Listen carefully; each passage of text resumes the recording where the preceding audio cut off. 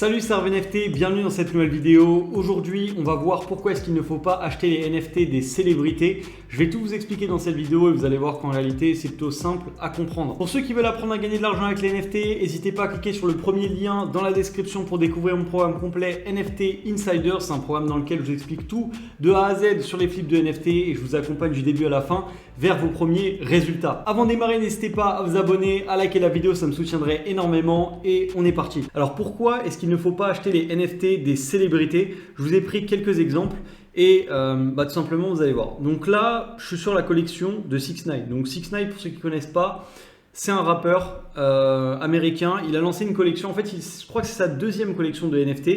Il en a lancé une deuxième qui s'appelle Giné, bon je ne sais pas trop comment on dit, bref en tout cas voilà, il a lancé une collection, 4300 abonnés sur les réseaux sociaux, suivi par aucune personne que je suis, un abonnement ça doit être 6ix9ine à mon avis, et voilà, donc 6ix9ine c'est un rappeur qui a plusieurs millions d'abonnés, qui est quand même très connu, et bref il a lancé sa collection de NFT. Je vous ai pris évidemment quelques exemples dont on va voir après, mais il y a également Dennis Rodman qui a lancé sa collection de NFT, ça a un peu mieux marché, mais c'était pas incroyable non plus. Moi personnellement j'ai fait un flip sur la collection de Dennis Rodman, ça a un peu mieux marché, au moins ça a fait sold out, mais c'est pas non plus le top. Je crois qu'aujourd'hui le floor ça vaut quasiment plus rien. Bref, pourquoi est-ce qu'il ne faut pas acheter les NFT des stars ou des rappeurs ou en tout cas des personnalités influentes? Parce qu'en général c'est juste des gens qui sont connus et qui veulent utiliser leur audience pour faire de l'argent rapidement. C'est-à-dire que le principe des NFT, etc., ça ne les intéresse pas vraiment. Ils veulent juste vendre rapidement, ils veulent faire de l'argent rapide sans forcément apporter de valeur derrière. Et en général, c'est souvent des teams NFT qui viennent voir des gros rappeurs et qui leur disent par exemple, ok, on va utiliser ton image. Et enfin, pas forcément des rappeurs, mais aussi des personnalités. Ok, on va utiliser ton image. En échange, on va faire une collection de NFT et tu vas ramener les gens. Et nous, on va vendre des NFT. Mais la vérité, c'est que la plupart des gens qui suivent ces personnalités ne sont pas du tout intéressés par les NFT. Les NFT, en fait, il faut comprendre. Vous, peut-être qu'aujourd'hui, vous êtes dedans et vous voyez tout le monde qui parle des NFT et vous dit que c'est un truc énorme. Mais en réalité, les NFT, c'est un truc assez petit. C'est une petite niche où il y a vraiment pas énormément de gens. Donc les NFT, c'est pas si connu que ça en fait. C'est de plus en plus connu, mais c'est pas énormément connu. Et donc les stars, par exemple, qui ont des millions d'abonnés, faut se dire que déjà sur ces millions d'abonnés, il n'y en a pas énormément si, il y en a énormément, mais je veux dire, il y a déjà, on enlève une grande part qui est inactive, donc il y a une part qui suit la personne, etc. Après, il y a les ultra fans, et dans ces ultra fans, il y a des gens qui s'intéressent aux NFT, et c'est ces gens-là qui vont aller. Donc en fait, déjà, ça fait pas énormément de monde, parce que la plupart des gens ne savent même pas ce qu'est un NFT, un wallet, etc. Donc ils vont pas s'y intéresser. Et les autres personnes qui connaissent les NFT, donc par exemple comme moi qui vois ça, on sait que c'est pas intéressant, donc on va pas miser là-dessus parce qu'on sait très bien que c'est juste un cash grab, c'est-à-dire c'est juste la star qui veut prendre de l'argent rapide sur le dos de ses fans.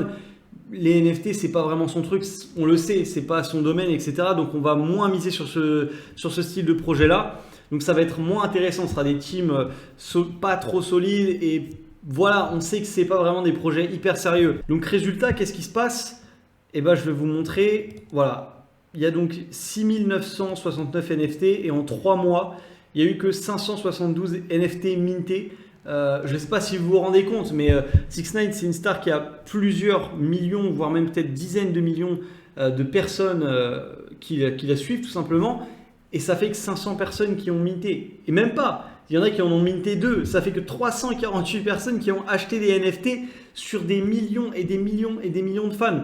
Donc deuxième exemple que je vous ai trouvé, c'est tout simplement Dennis Rodman Barbershop. Aujourd'hui, le floor, il est à 0,0K, donc c'est pas énorme. Certes, c'est correct, mais voilà, on ne peut pas dire que ça a performé sur le long terme. À mon avis, ça ne repumpera plus. On a certes un projet qui a fait sold out avec un peu plus de hype, mais c'est pas hyper intéressant comme projet. C'est pas un projet par exemple sur lequel je miserais sur le long terme. Au niveau de la roadmap, ok, roadmap launch, mint sur OpenSea, voilà, ok, quelle roadmap quoi.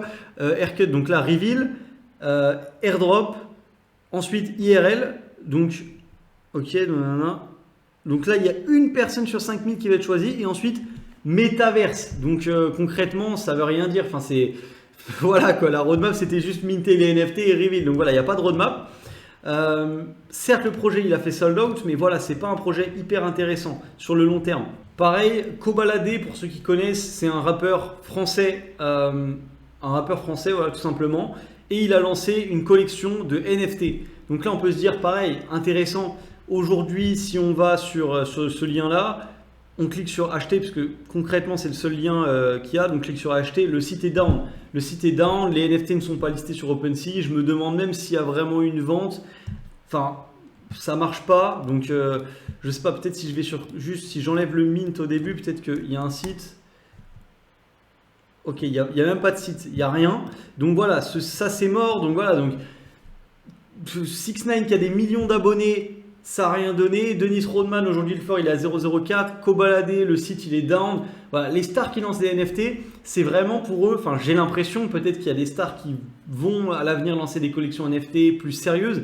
Mais là, c'est vraiment juste des gens qui ne s'intéressent pas vraiment aux NFT, qui veulent lancer quelque chose comme ça et faire sold out et prendre de l'argent sur le dos de leurs fans avec rien derrière, juste leur vendre une image comme ça, sans roadmap, sans rien. Voilà, donc c'est pas hyper intéressant de se positionner sur ces projets. Après, parfois, je vous dis pas, il peut y avoir des collections intéressantes. Moi, par exemple, sur la collection de Dennis Rodman, j'ai pu rentrer un flip qui m'a rapporté un peu plus de 100 €. Donc c'est pas mal, mais sur le long terme, ça n'a pas performé. Et si on regarde, peut-être vous aussi de votre côté, vous allez trouver d'autres exemples. D'ailleurs, n'hésitez pas à les écrire dans les commentaires si vous en avez d'autres. Moi, c'est les exemples que je connais et franchement, ça ne marche pas hyper bien. Donc moi, je préfère miser sur des teams solides avec des communautés engagées et des gens qui tout simplement sont intéressés par les NFT et qui, voilà, c'est leur passion ou soit, je sais pas, ce sont des gens qui sont déjà influents dans le milieu. C'est pas des gens qui sont des stars et qui viennent faire un cash grab sur les NFT. Après, parfois, il y a une autre chose qui peut être intéressante, c'est par exemple la musique sous format NFT. Il y a des artistes qui ont vendu par exemple des albums comme Tory Lanez, Booba, des NFT qui permettent d'écouter leur musique. Donc ça, c'est déjà plus intéressant parce que c'est pour leurs fans. Après, est-ce qu'on peut rentrer un flip sur ce genre de collection? Je sais pas. Mais vraiment pour les collections profile picture lancées par des stars, en général, on sent bien que c'est quelqu'un qui les a contactés, qui leur a proposé un contrat juste pour utiliser leur image. Je préfère pas miser sur ce style de collection. Pour ceux qui veulent aller plus loin sur les flips de NFT, n'hésitez pas à cliquer sur le premier lien dans la description pour découvrir mon programme complet NFT Insider. Bref, c'est la fin de cette vidéo, j'espère que vous a plu. Si c'est le cas, n'hésitez pas à vous abonner, à la liker, ça me soutiendrait énormément. Et puis je vous dis à très vite dans la prochaine.